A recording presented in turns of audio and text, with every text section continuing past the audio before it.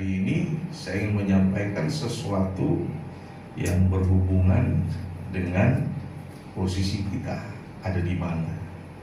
Tema firman Tuhan pada hari ini adalah di manakah posisi kita? Saudara, di dalam tiap-tiap kali perjalanan Yesus Kristus pada waktu dia menyampaikan firman Tuhan, itu selalu ada banyak orang, karena disebut kerumunan. Kalau kerumunan itu nggak mungkin 1, 2, 3, 4, 5 orang, nggak. Kalau kerumunan itu pasti banyak orang. Ya, kalau boleh mungkin diperhitungkan minimal itu 20 orang ke atas. Ya, kalau masih di bawah itu nggak dibilang kerumunan. Kalau kerumunan itu berarti betul-betul banyak orang yang hadir di sana. Dan itu terjadi tiap-tiap kali Yesus menyampaikan firman Tuhan. Ya. Namun reaksi daripada orang yang hadir, kerumunan orang yang banyak tadi itu berbeda-beda.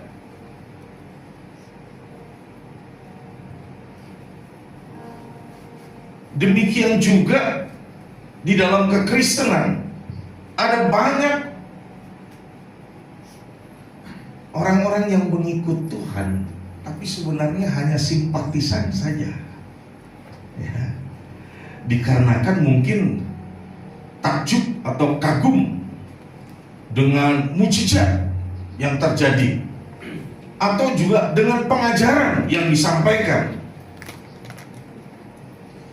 Namun seiring waktu banyak yang undur, menjauh dari Tuhan, seperti yang terjadi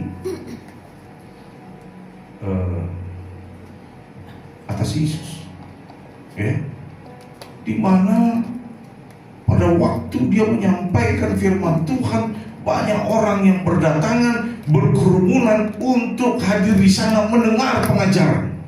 Tapi selanjutnya saudara, pada waktu peristiwa salib terjadi, sedikit orang yang mau mengakui dia. Walaupun ada yang tetap bertahan, tidak menyangkali Yesus atau tidak menghindar dari Yesus. Sekali lagi pertanyaan kita, di mana posisi kita? Apakah setelah kita mendengarkan firman Tuhan, ada dua nih yang bisa terjadi. Kita melakukannya, atau hanya menjadi pendengar saja.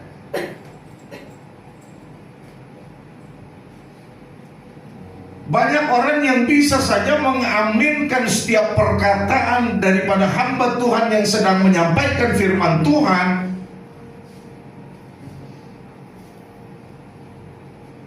tetapi sedikit yang mau melakukan daripada apa yang disampaikan. Mulutnya amin, tapi tindakannya tidak amin.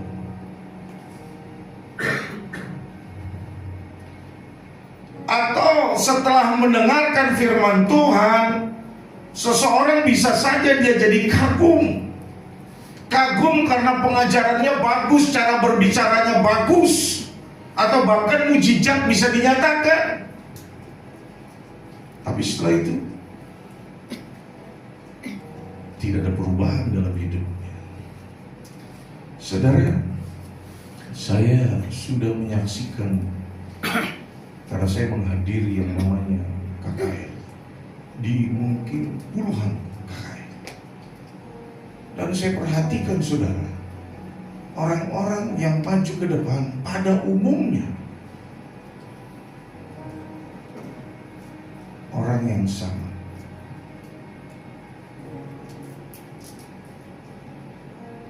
Jadi kalau kita ketemu ada altar call, dia lagi. Artinya apa? Setelah mendengar firman, setelah mujizat dinyatakan, tidak ada perubahan dalam hidupnya. Begitu dia keluar dari area KKR, dia kembali lagi kepada kehidupan lama.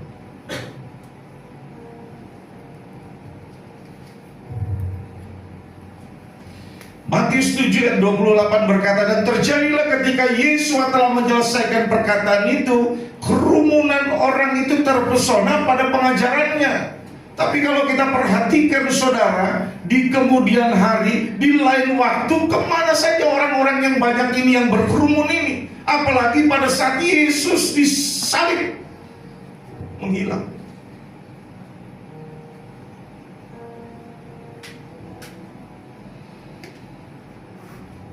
Karena saudara, ketika kita dilimpahi dengan berkat, kita bisa bilang Tuhan itu baik. Amin. Amin. Tapi bagaimana kalau kita sedang diperhadapkan dengan yang namanya tantangan? Bisa nggak kita tetap bilang Tuhan itu baik? Nggak mudah. Ya.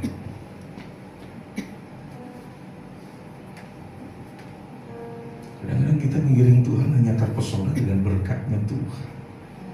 Kadang-kadang kita mengikuti Dia karena terpesona mungkin dengan apa yang diajarkan oleh para pengajar.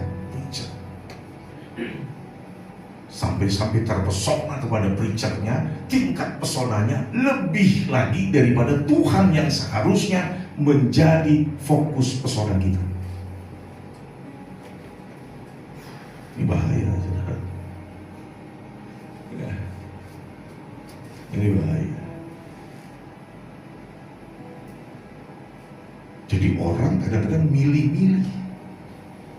Pada waktu mau dengar firman, oh si itu lebih bagus untuk didengar, si ini tidak. Ya. Kan background seseorang kita nggak tahu. Yang kita tahu kan waktu ada di panggung ini, bagaimana pada waktu di luar panggung.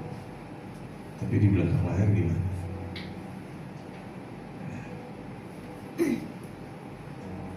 Di hadapan Tuhan kita nggak bisa pakai topeng. Di hadapan manusia kita bisa pakai topeng. Kita telanjang di hadapan Tuhan.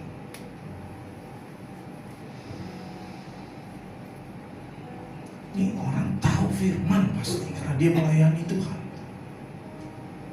melayani pekerjaan Tuhan. Saya rela. Boleh diterusin lagi, jangan kepotong.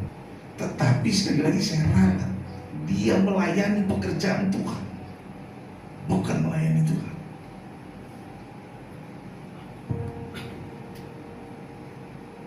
Sama seperti orang-orang banyak yang berkerumun itu, dia dengar firman yang disampaikan oleh Yesus, tetapi mereka tidak merespon dengan baik. Dan ketika pulang dari situasi itu, keluar dari situasi itu, mereka kembali kepada kehidupan lama. Yang monster tetap jadi monster, yang munafik tetap jadi munafik, yang penjinah tetap menjadi penjinah. Ini salah. Kalau dulu kita dalam keadaan berdosa, ketika kita dipanggil, dikuduskan, dibenarkan, diampuni dosa kita, jangan lagi main-main. Karena ada waktu Tuhan, ketika dia sudah sampai di titik muak, pasti akan terjadi di keranjang misalnya, dipermalukan. Ya, ini memang agak keras, terutama untuk yang melayani Tuhan.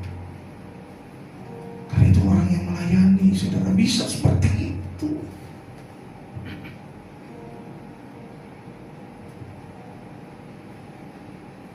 Jadi kita jangan jadi orang yang ikut-ikutan aja, tapi benar-benar pada waktu kita dengar firman, kita respon itu secara positif. Kita lakukan firman itu. Walaupun sepertinya kita tidak mampu, tetapi melangkah saja itu sudah cukup. Selebihnya Tuhan yang akan memampukanmu. Amin. Amin. Di dalam Matius 7 ayat 24 sampai 29 itu ya, sama-sama itu merupakan tipologi, saudara. Sama-sama ada orang yang mendengarkan firman. Yang satu mendengar, selanjutnya melakukan. Yang satu lagi mendengar, tetapi mengabaikan atau tidak melakukan firman yang sudah dia dengar. Kalau yang mendengar kemudian melakukan, itu diibaratkan, saudara, seperti orang yang membangun rumah di atas batu karang. Sehingga ketika hujan datang, angin menghembus, banjir menerpa, saudara, rumah itu tetap berdiri kuat. Hujan ini bicara pengujian dari Tuhan. Ketika diuji dari Tuhan, tidak mundur dari Tuhan, tetapi justru imannya semakin bertumbuh, menjadi lebih dewasa lagi dari sebelumnya. Kalau angin ini datangnya dari manusia, maka ada istilah kabar angin. Kabar angin dengan isu datangnya dari mana? Dari manusia. Ketika menghadapi tantangan, ketika bersentuhan dengan manusia lain di luar diri kita, di luar komunitas kita, di luar mungkin keluarga kita, ya seperti salah satu contohnya diomongin orang, ya, kita mesti tebel telinga memang, tapi ini nggak gampang juga. Kadang-kadang kalau yang diomongin nggak benar itu rasanya mau bela diri aja, mau bantah aja, mau counter attack lagi. Terus yang ketiga, banjir. Banjir ini kan bencana nih, saudara. Nggak ada yang suka dengan yang namanya banjir. Bencana itu tidak pernah datang dari Tuhan, itu datang dari setan. Walaupun bisa saja ditimbulkan akibat daripada kelalaian manusia, tetapi Tuhan tidak pernah merancangkan kecelakaan. Dia merancangkan hari depan yang cerah, penuh dengan harapan. Amin. Amin. Nah ini dua orang tadi, yang satu lagi didengar tapi tidak melakukan, itu sama dengan orang yang membangun rumahnya di atas dasar pasir. Jadi ketika hujan datang, angin menghembus, dan juga banjir menerpa, saudara, rumah itu roboh karena tidak punya kekuatan. Nah ini pokok bahasan pada siang hari ini. Jadi sama-sama mendengar firman, tetapi beda dalam memaknainya. Ada orang yang pertama, setelah dengar firman, dia jadi orang yang bijaksana. Dengan menjadi pelaku firman Tuhan, ini sama dengan kita membuat fondasi iman itu jadi semakin hari semakin kuat. Seperti yang sudah digambarkan oleh firman Tuhan, kalau boleh diibaratkan itu bait atau rumah, itu dibangun di atas dasar atau fondasi yang kuat. Jadi ketika menghadapi tantangan, tidak mudah menjadi patah semangat. Seperti petinju yang mungkin minggu lalu sudah saya sampaikan tuh, belum bertanding, begitu lihat leher beton, langsung dia lari keluar.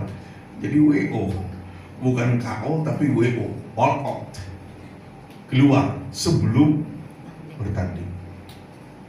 Ya. Jangan jadi orang seperti itu. Ya. Ketika tantangan ada, kadang-kadang di dalam tantangan itu justru kita diajari oleh Tuhan bagaimana kita kemudian memiliki kemampuan untuk bermanuver. Ya. Jadi jangan takut, saudara, karena itu pasti ada. Hanya bobotnya yang berbeda-beda. Ya.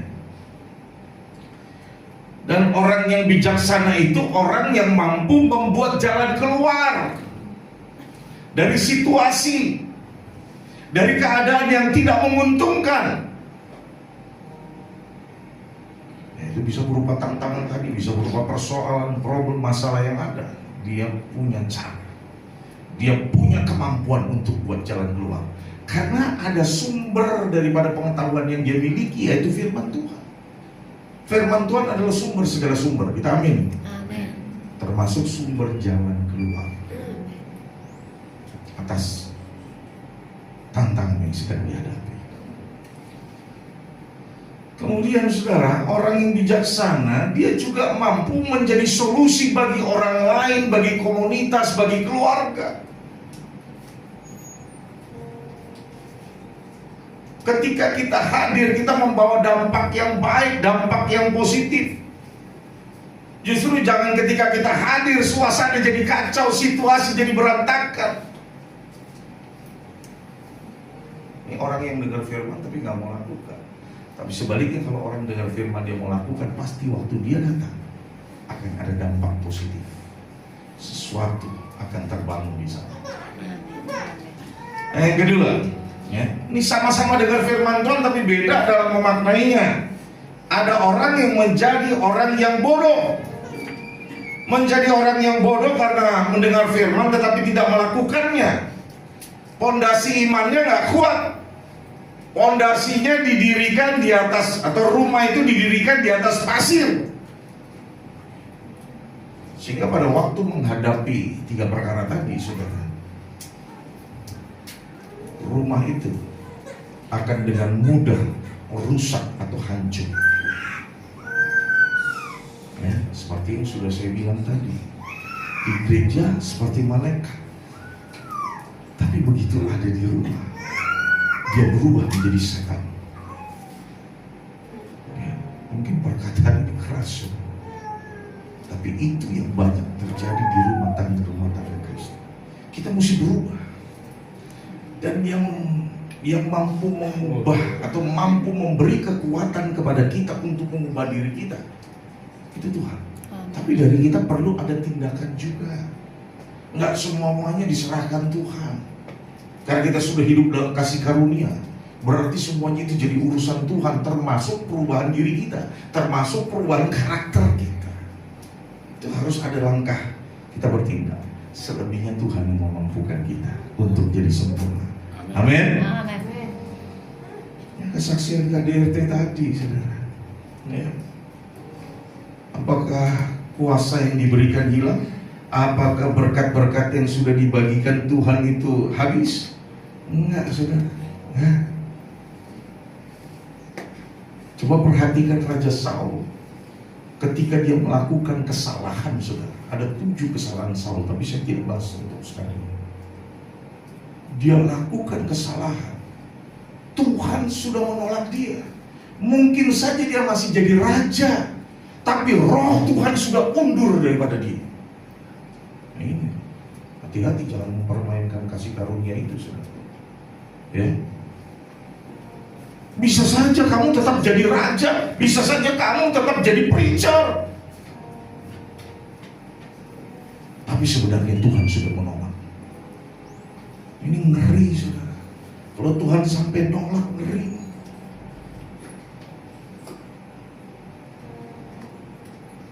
Saul jadi orang yang kehilangan hubungan dengan Tuhan.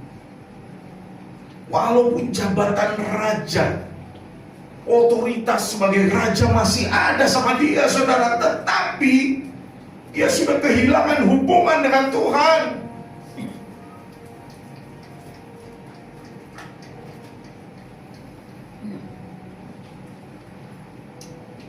Tuhan mengasihi kita sampai kapanpun. Amin. Tapi ada limitnya di mana Tuhan harus mengambil keputusan. Ya. Makanya kalau saya bilang, oh, hidup dalam anugerah, harus diamini. Tapi ada waktunya Tuhan akan bertindak sebagai hakim yang adil. Nah, kalau dia sudah bertindak sebagai hakim yang adil, ya, kalau kita terus berbuat kesalahan yang dibungkus dengan kasih karunia,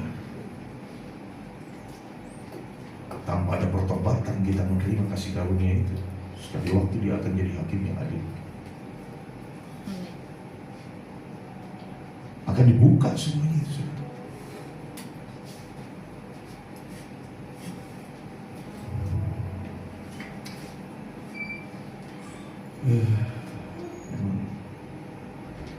Banyak hal yang bisa menjadi pengaruh. Tuhan itu undur.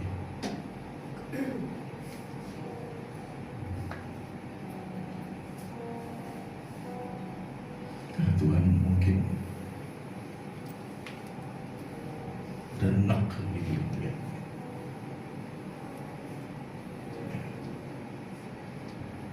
Hati-hati untuk ini, saudara.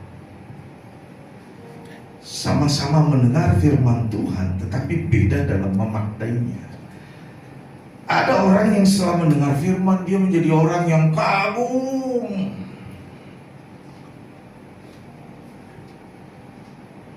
Tapi hidupnya nggak berubah. Ya.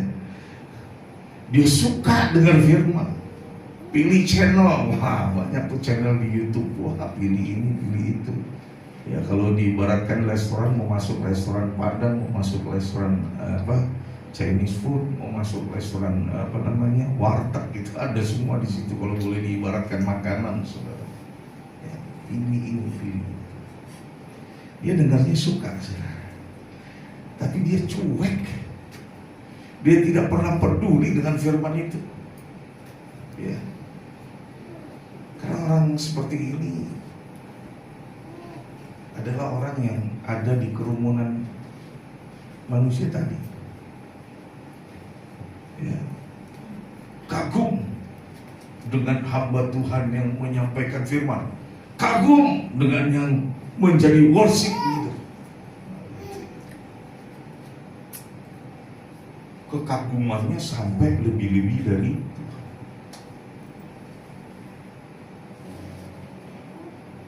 Saudara, mengagumi orang itu bisa saja, tapi kita mesti punya limit. Mesti punya limit. Makanya kalau Anda sering berdampingan jalan dengan saya ketemu orang yang seperti apapun, siapapun dia pasti sama. Ketika saya bertemu dengan pejabat, sama, saudara. Ketika saya bertemu dengan orang yang dalam keadaan sulit, dia artinya orang yang susah, orang yang miskin, sama perlakuan saya. Nggak ada perbedaan. Yesus, dia berhadapan dengan orang-orang miskin, atau Yesus berhadapan dengan orang-orang yang sakit, dan Yesus berhadapan dengan pejabat-pejabat, sama, saudara, sikapnya. Nggak boleh ada perbedaan. Biarpun itu orang terkenal, nggak perlu jadi kebanggaan kita itu, saudara. Sekalipun kita jumpa dia, kita boleh jadi bangga kalau kita bisa berjumpa face to face dengan Yesus. Amin. Face to face dengan Bapak Yahweh. Itu baru mantap. Tinggal di dalam hadirat. Ya. Luar biasa.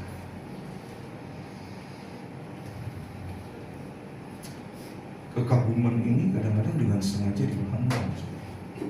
Terjadi pembiaran. Ya. Sekali waktu saya melayani di satu daerah,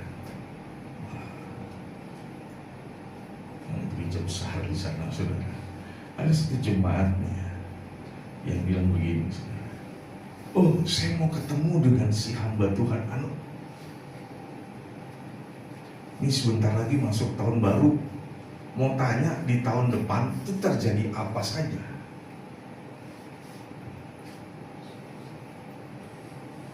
Saya tertawa, saudara, dengar itu. Kenapa? Hamba Tuhan diperlakukan jadi seperti dukun. Dan kadang-kadang hamba Tuhan ini mau, saudara, diperlakukan seperti dukun gitu. Nggak ada seorang pun yang tahu tentang hari di depan. Kalau ada tahu, pembohong dia. Kita hanya bisa prediksi berdasarkan analisa melalui informasi yang kita dapatkan.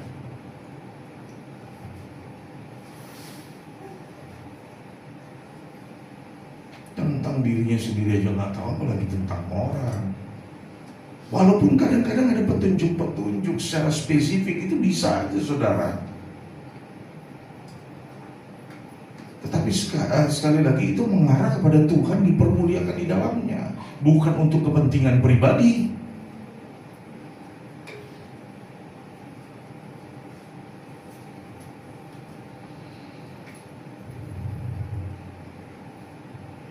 Amsal 8 ayat 33. Dengarlah didikan dan jadilah bijaksana, dan hendaklah engkau tidak menyia-nyiakan waktu dan kesempatan yang Tuhan beri. Hari-hari yang ada adalah hari-hari yang jahat kalau kita di luar Tuhan. Tapi hari-hari yang ada kalau kita di dalam Tuhan adalah hari-hari yang baik. Amin. Saudara, reaksi kita terhadap firman itu menentukan hubungan kita dengan Tuhan. Mungkin saja kemarin kita lakukan hal-hal yang buruk, tapi Tuhan mengampuni, dan engkau menerima pengampunan itu dan hidup di dalam pengampunan itu sehingga anugerah kau terima. Namun selanjutnya engkau harus hidup di dalam kebenaran. Jangan lagi mempermainkan anugerah. Kalau Tuhan sudah ampuni, Tuhan sudah selamatkan, jangan lagi hidup di situ. Kita manusia, diberi akal budi. Kalau babi dimandikan pun dia tetap akan kembali ke kubangan. Tetapi manusia, dia akan tetap memelihara hidup. Amin. Amin.